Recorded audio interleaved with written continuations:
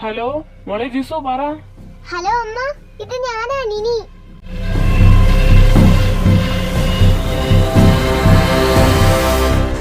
മോളെ നീ അവിടെ ചെന്നിട്ട് നിന്റെ ഒരു വിവരം ഇല്ലായിരുന്നല്ലോ. എന്താ നീ ഇങ്ങോട്ട് വിളിക്കാതിരുന്നേ? അത് പിന്നെ അമ്മ, നീയല്ലേ പറഞ്ഞ വീട്ടിലോട്ട് ആരും ഒറ്റയ്ക്ക് വരില്ലാന്ന്? ആ വരില്ല, എന്താ?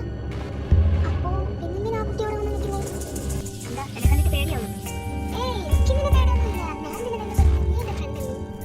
കോഫി എന്തായാലും അടിപൊളിയായിട്ടുണ്ട്. പക്ഷേ ഈ സ്നാക്സ് കാണുമ്പോഴേ എനിക്കെന്തോ എലിയുടെ ഷേപ്പ് വരുന്നു. എലിയുടെ ഷേപ്പ് പോലെ തോന്നുന്നത് എലിയായിട്ട് തോന്നുന്നു. എന്താ ബോസേ നീ പറയുന്നത്? നീ എനിക്ക് എലിനെ ചുട്ടുകൊടുത്തേ.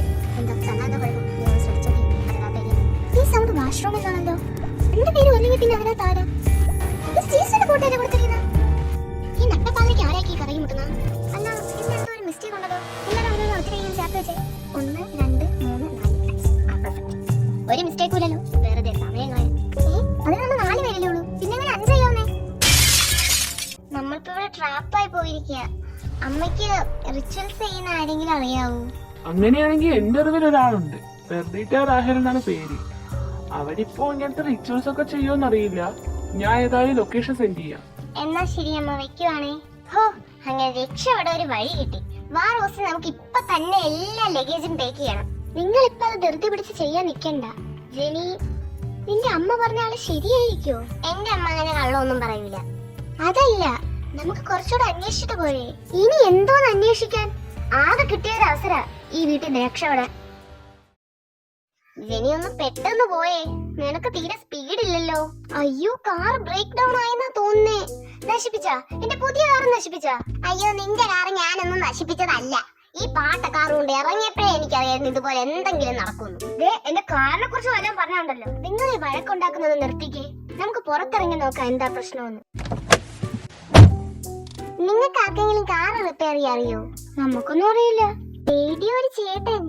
എന്റെ പൊന്നിരിസ, ഈ സമയത്തെങ്കിലും നിന്റെ കോഴിത്തരൊന്ന് നിർത്തി വെക്കാൻ പറ്റുമോ? ഇടി, ഞാൻ അതെല്ലാം ഉദ്ദേശിച്ച. നമുക്ക് ആ ചേട്ടന്റെ അടുത്ത് സഹായം ചോദിച്ചൂടെ? ആ, അത് പോയിന്റ്. ചേട്ടാ ഒന്ന് വെക്കോ? എന്താ? ചേട്ടന്റെ ഈ വണ്ടി ഉണ്ടോ? വണ്ടി ഉണ്ടെങ്കിൽ ഞാൻ ഇങ്ങനെ നടന്നു പോകോ? അയ്യോ, അത് ശരിയാണല്ലേ. ചേട്ടന് ഈ വണ്ടിയൊക്കെ റിപ്പയർ ചെയ്യാൻ അറിയാമോ? എനിക്കൊന്നും അറിയില്ല. അല്ല, ചേട്ടന്റെ വീട് ഇവിടെ അടുത്താണോ? ആ, ഇവിടെ അടുത്താ. ചേട്ടന്റെ വീട്ടിൽ ആരൊക്കെ ഉണ്ട്? ഞാനും അമ്മയും അനിയത്തിയും. അപ്പൊ അച്ഛനില്ലേ? ആ, അച്ഛൻ നാട്ടിൽ ഇല്ല. അയ്യോ, അച്ഛൻ എവിടെ പോയി? അല്ല, നിനക്കിപ്പൊ എന്തൊക്കെ അറിയണം? അല്ല ചേട്ടാ, ചേട്ടൻ ഈ പെർഡീറ്റ രാഹൽ എന്ന് പറഞ്ഞ ആരെങ്കിലും അറിയാവോ? ആ, അവരുടെ വീട് എനിക്കറിയാം. അപ്പൊ ചേട്ടാ ഇവിടുന്ന് എത്ര കിലോമീറ്റർ കാണും? അതെന്തായാലും ഒരു 10-12 കിലോമീറ്റർ എങ്കിലും കാണും. 10-12 കിലോമീറ്റർ ഉണ്ടെങ്കിൽ നടന്നു പോകാൻ പാടായിരിക്കുമല്ലേ? ആ, അതേതായാലും നടക്കത്തില്ല.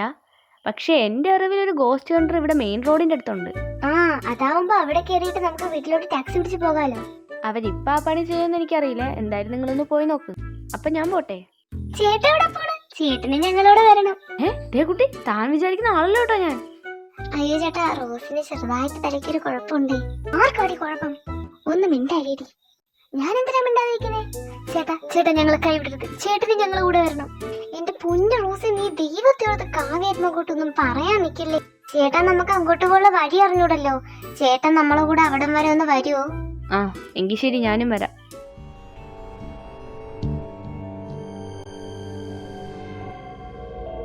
അപ്പൊ ഇതാണല്ലേ ആ വീട്? അപ്പൊ ഞാൻ പോവേണേ. ആ ശരി ചേട്ടാ.